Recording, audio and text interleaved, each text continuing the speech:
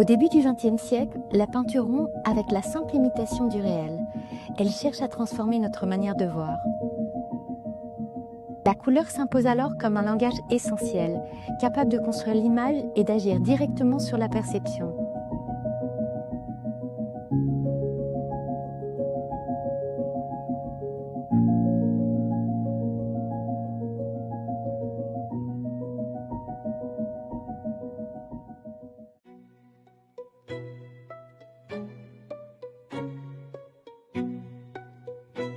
Au début du XXe siècle, de nombreux mouvements picturaux remettent en question l'idée que la peinture doit imiter le réel.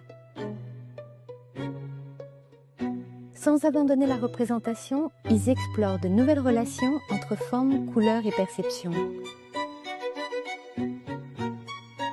Une tension traverse cette période.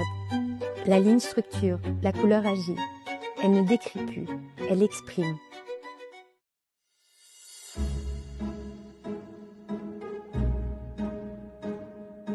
Chez les fauves comme Derain ou Vlaminck, la couleur est utilisée de manière non naturaliste et expressive, rompant avec la fonction descriptive traditionnelle de la peinture.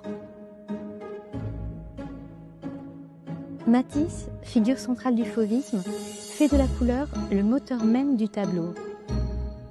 Une recherche qui traverse toute son œuvre jusqu'au papier découpé de ces dernières années, où la couleur devient forme.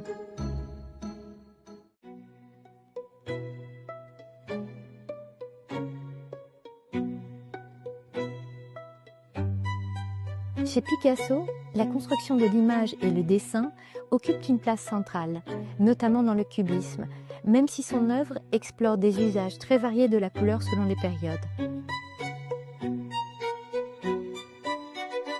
Souvent opposés dans l'histoire de l'art, Picasso et Matisse incarnent en réalité deux pôles complémentaires. Construction de l'espace d'un côté, puissance de la couleur de l'autre.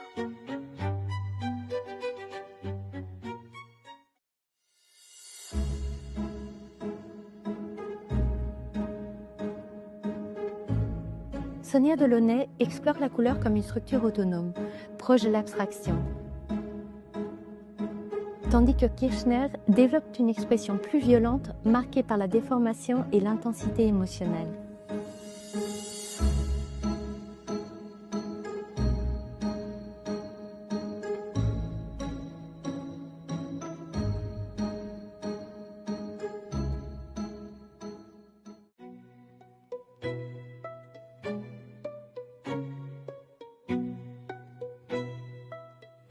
À travers les écrans et les interfaces, la couleur participe à l'organisation de l'attention et de l'expérience visuelle.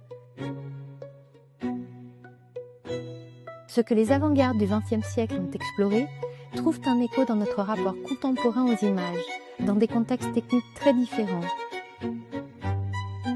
Nous ne regardons pas seulement des images, nous habitons des environnements visuels complexes.